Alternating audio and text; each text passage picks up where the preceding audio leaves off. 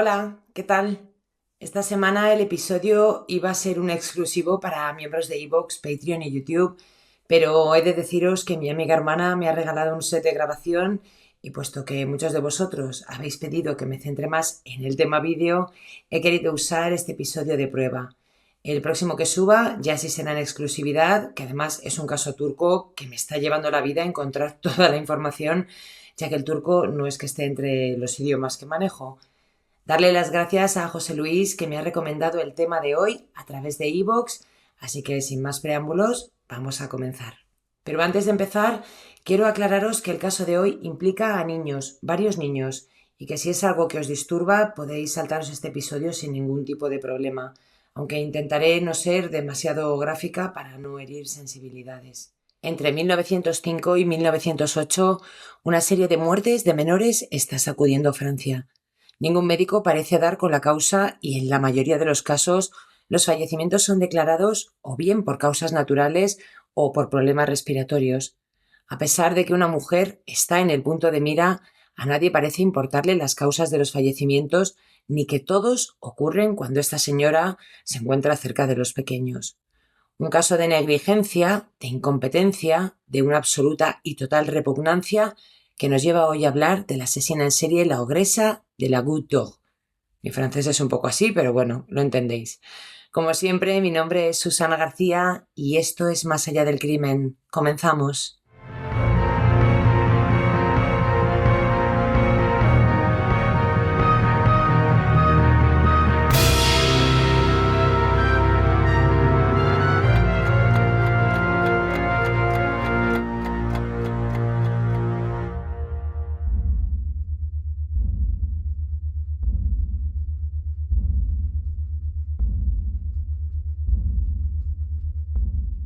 Jean Moulinet nace en el seno de una familia de clase baja.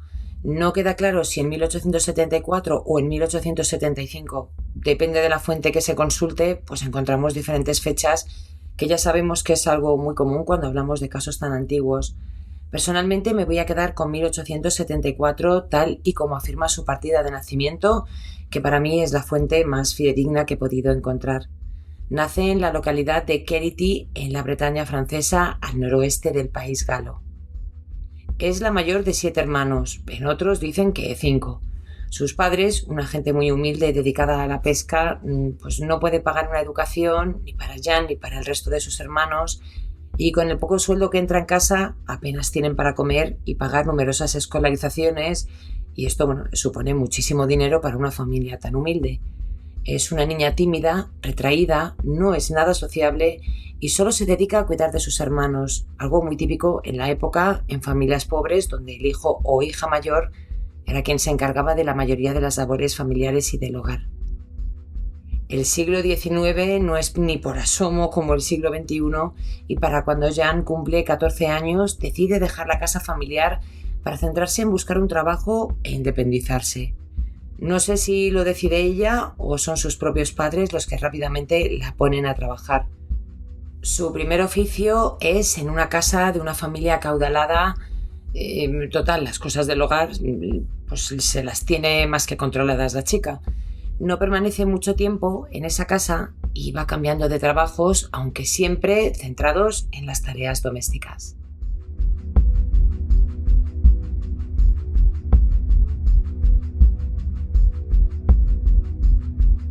Harta del pueblo, su sueño es ir a París.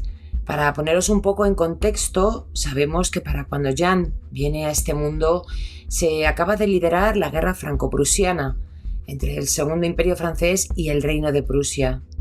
No vamos a entrar hoy demasiado en el tema histórico, pero para cuando Jean se marcha de casa, que sería alrededor de 1888, el contexto geopolítico está un poco, llamémoslo, revolucionado.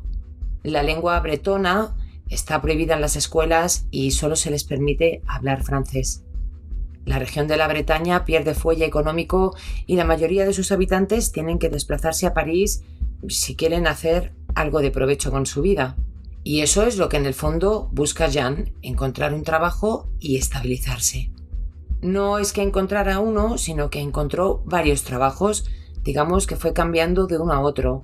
Lo que se dice de Jan Weber es que le gustaba mucho la bebida y evidentemente no nos estamos refiriendo a la mirinda.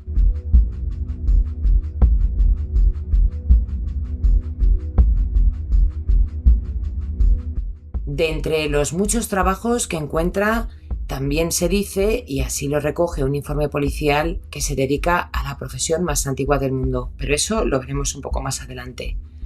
Sea como fuere, en París conoce al que se convertirá en su marido, Marcel Weber. Es curioso que en algunas fuentes les llamen John o Jan o algo así. Y ambos, pues se casan en 1893, cambiando ella su apellido Molinet por el de Weber. Marcel tampoco es que sea un hombre muy sanote, es un camionero alcohólico y os podéis imaginar el percal en el hogar de los Weber. Es cierto que no hay datos sobre si había violencia en casa. Lo que sí he podido encontrar acerca de Marcel es que es un hombre tranquilo que no le da muchos problemas a Jan. Además, es camionero y pasa parte del tiempo fuera de casa. Aquí es cuando se dice que ella también empieza a darle a la bebida. Entre borrachera y borrachera, Jan da a luz a 2 niñas y un niño. No he encontrado las fechas en las que nacen, pero lo que sí sabemos es que en 1905 2 de sus 3 hijos, las 2 niñas, fallecen en extrañas circunstancias. O no tan extrañas, teniendo en cuenta que en aquellos años acechaba una epidemia de bronquitis, entre otras muchas enfermedades. El matrimonio, por tanto, se queda con su único hijo varón, de nombre Marcel, como el padre, y que para entonces tiene 7 años. Por tanto, este hijo sí que podemos afirmar que nace en 1898 aproximadamente, cuando Jan tiene 24 años.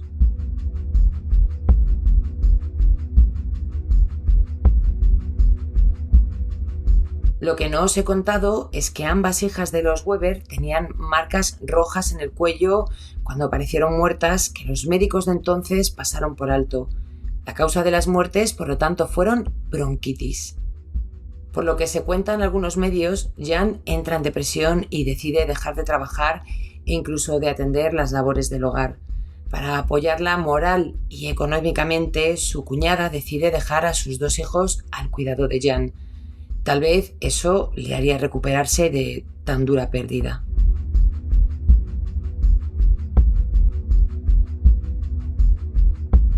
Estamos en marzo de 1905 y Jan Weber se ha quedado al cuidado de sus 2 sobrinas.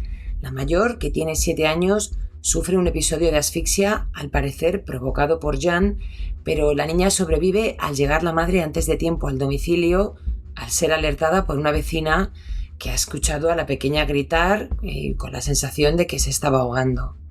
Tras comprobar que la pequeña vuelve a respirar con normalidad, la madre vuelve a salir a proseguir con las labores que estaba realizando. La segunda vez que es alertada de que a su hija le pasa algo, ya es demasiado tarde. La niña parece que ha sufrido un episodio de convulsiones que no relacionan con Jan y una semana después la cuñada vuelve a confiar en ella para que cuide de la hermana pequeña. Cuando regresan a casa a por la pequeña, se la encuentran amoratada, agonizando y casi con los mismos síntomas que había sufrido su hermana una semana antes. La niña también muere y la causa de la muerte es convulsiones, la de las 2 hermanas, y es que las 2 estaban pasando por un proceso de bronquitis. Es la vecina la que le dice a los médicos que ha observado unas marcas rojizas en el cuello de ambas niñas y que tal vez deben investigar por ahí. No sé si por negligencia, por los medios que disponían en aquellos tiempos, pero los médicos ignoran las marcas y determinan la muerte por bronquitis. No me atrevo a dar los nombres porque en algunos sitios he leído Georgina, en otros Georgette y en otros Susan, así que imaginaos cómo está la información de distorsionada. Parece que lo más probable es que la mayor y quien fallece antes se llama Georgette y la pequeña Susan. Jan Weber sigue ejerciendo de niñera, a pesar de que 2 de sus hijas han fallecido y 2 de sus sobrinas también, aparentemente todas de lo mismo, Jan sigue en activo y nadie parece sospechar de una madre que está pasando por uno de los peores momentos de su vida al haber sobrevivido a 2 de sus hijas y sobrinas. No pasa mucho tiempo cuando el hermano de Jan se pone enfermo y es la mujer la que decide cuidar de su sobrina Germaine, que tiene tan solo 7 meses. Y no pasa ni un día que la niña aparece muerta. Y difteria fue la causa de la muerte dictaminada por los médicos que reconocieron el cuerpo de la pequeña.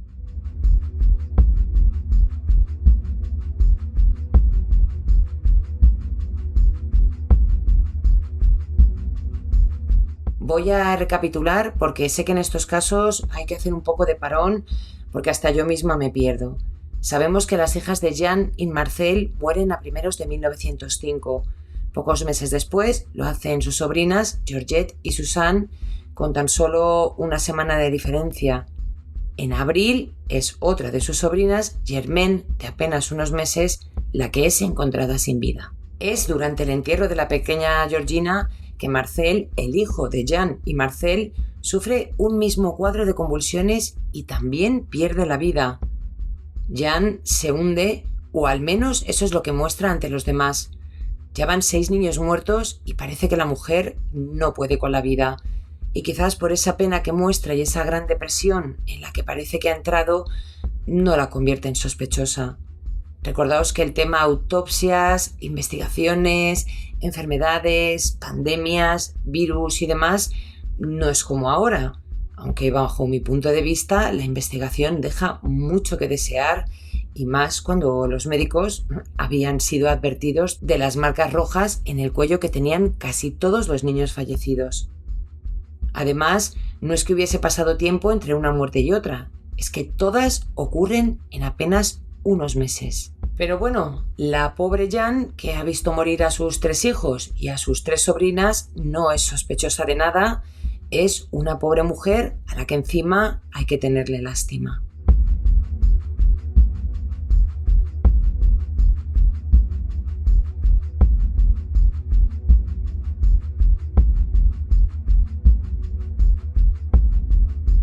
Ya estamos en abril de 1905, es decir, nada de tiempo después de todas estas muertes, cuando Jan invita a su casa a cenar a sus 2 hermanas.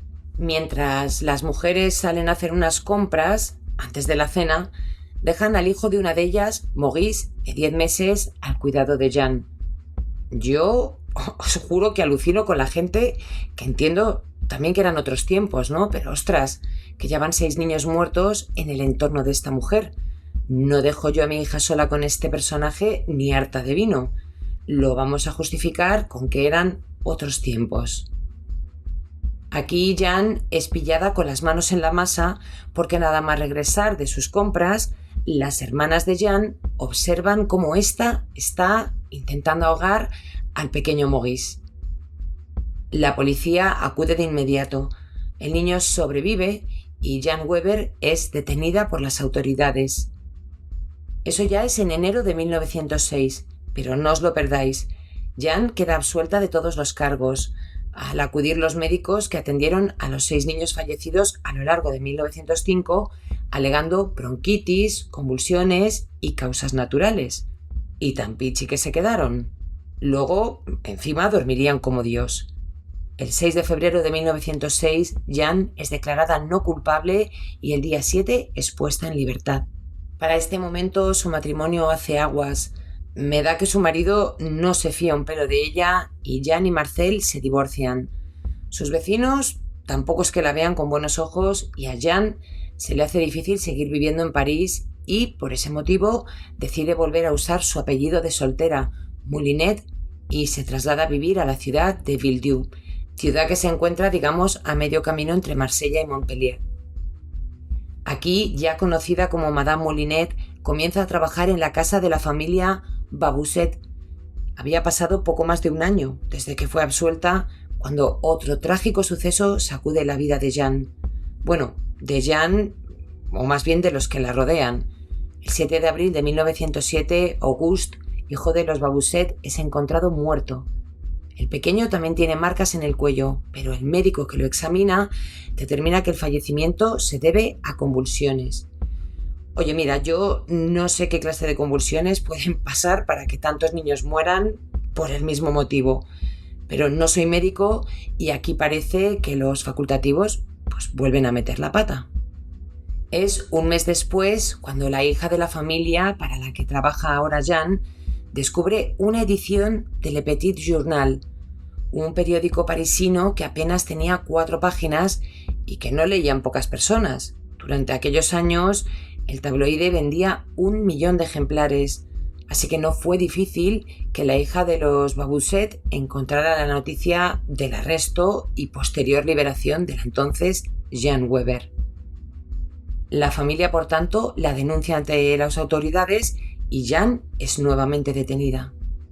Y como dicen que todos los tontos tienen suerte, la mujer, a pesar de ser juzgada, es declarada inocente, ya que no se puede mostrar su culpabilidad en el caso de la muerte del pequeño Auguste. Es verdad que se le realiza una segunda autopsia, pero su muerte la relacionan con la difteria.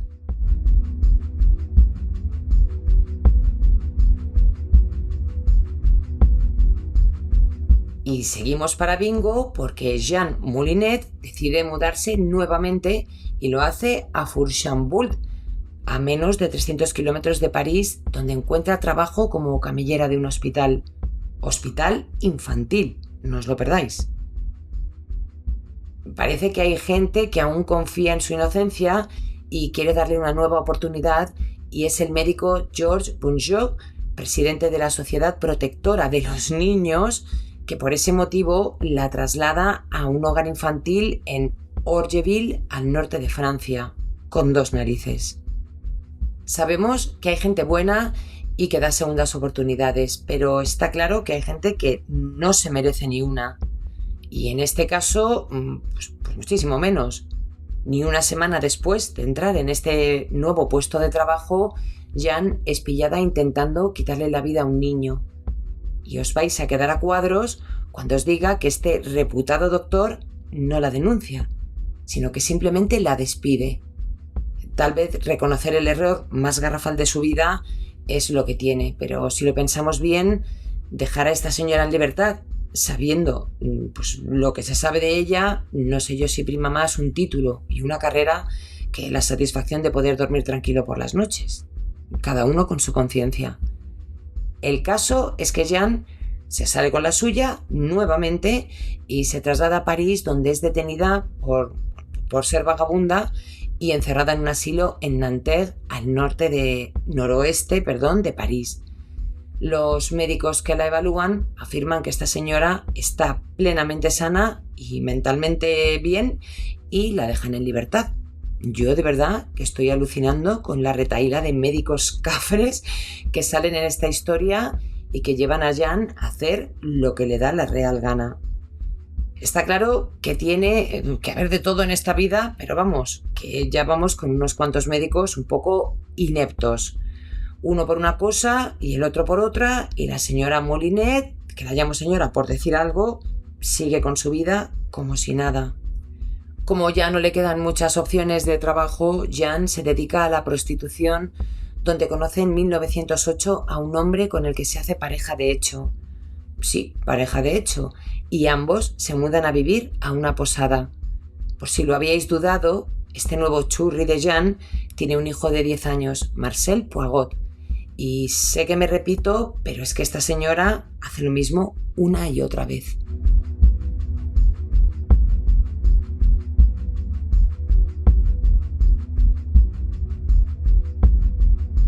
Día de mayo de 1908, la mujer que duerme junto a la habitación de Jeanne, de nombre Guerlet, asegura que serían las 11 de la noche cuando escucha ruidos extraños. Avisa deprisa al padre del niño diciéndole que ha escuchado gritos y llantos salir de la habitación. Cuando abren la puerta de la habitación, se encuentran con una escena dantesca. Junto al cuerpo del niño se encuentra tumbada Jeanne, adormilada, que dice que no sabe qué es lo que ha podido pasar. Y aquí, os preguntaréis qué hacía esta señora sola con el niño en la habitación mientras su pareja estaba en otra. Bueno, pues aquí la buena samaritana de Jan había pedido dormir con el niño y por lo tanto lo de tener 2 habitaciones separadas en la posada, y lo que había dicho era que es que había sido víctima de malos tratos por parte de su exmarido y se sentía más segura si dormía con el menor. Jan es detenida una vez más y por fin en esta ocasión es declarada culpable el 25 de octubre de 1908, no solo de acabar con la vida de Marcel Poirot, sino de un total de 10 niños. Y en lugar de meterla en la cárcel, deciden internarla en una institución mental en Marville, Nueva Caledonia. Los médicos que la visitan aseguran que Jan tiene ataques de frenesí y fantasías sexuales. Allí permanece 2 años hasta que en 1910 es encontrada sin vida en su propia celda, habitación, como la queráis llamar. Dicen que la encontraron con sus propias manos alrededor de su cuello, que no tengo yo tan claro que eso sea posible, pero parece que es lo que se cuenta. Aquí que nos diga algún médico si esto es viable o no. A esta personaje se le atribuyen más de 20 muertes, aunque oficialmente se le han atribuido 8. Una mujer a la que han apodado la ogresa de París, la ogresa de Good Dog, y aquí os podéis permitir el lujo de ponerle el mote que os venga en gana, porque creo que en este caso esta personaje se lo merece. Y hasta aquí el episodio de hoy. Gracias a todos los nuevos miembros, a los que ya me seguís, y os deseo un feliz fin de semana a todos. Como os he comentado antes, si la salud me lo permite, os traeré un episodio exclusivo para miembros de iVoox, Patreon y los de YouTube. Podéis mirar las condiciones para acceder a estos episodios en las 3 plataformas. Y desde aquí un beso muy fuerte a Ichi, mi flechazo internauta, con el que se vienen cositas interesantes y ya os iremos contando más adelante. Un saludo, como siempre, a mis miembros de Patreon, a Roser, Sumi, Alberto, Juan, Lucas Raúl, Elizabeth, Lorena, Sonia, Hitman, Paloma y Susana. Nos escuchamos muy pronto con más casos reales en Más allá del crimen. Un beso muy fuerte a todos.